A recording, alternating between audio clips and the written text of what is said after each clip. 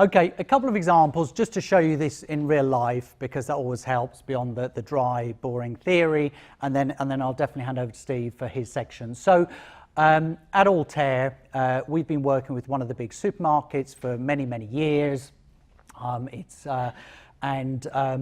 We aren't able to say a lot about what we do for them, except that it relates to some of the areas we've been talking about.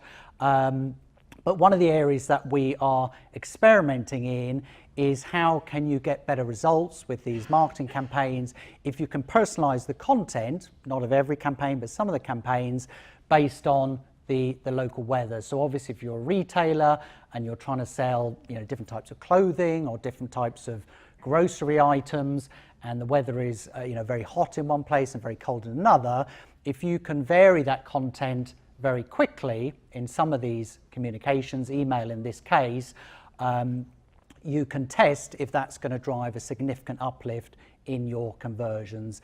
And the fact that we're doing this on an ongoing basis implies that it is. A couple of other examples.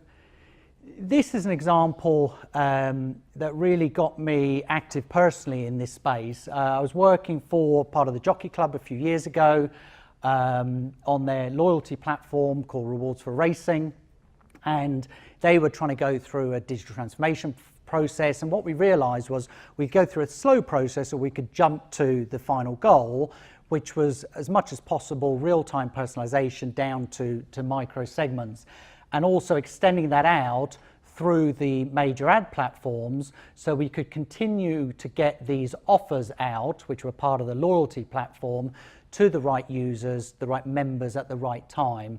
And the principle of the platform, just to quickly explain, is if you do your shopping on the Rewards for Racing platform, you get discounts for your next race tickets to the Grand National or the Cheltenham Gold Cup, etc.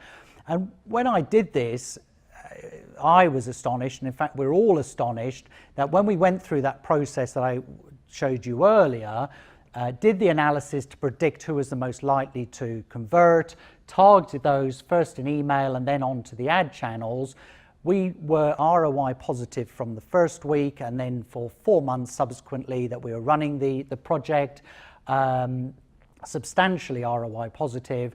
And I personally had very rarely seen that, particularly around the kind of brand building ad campaigns that I'd seen a lot of previously.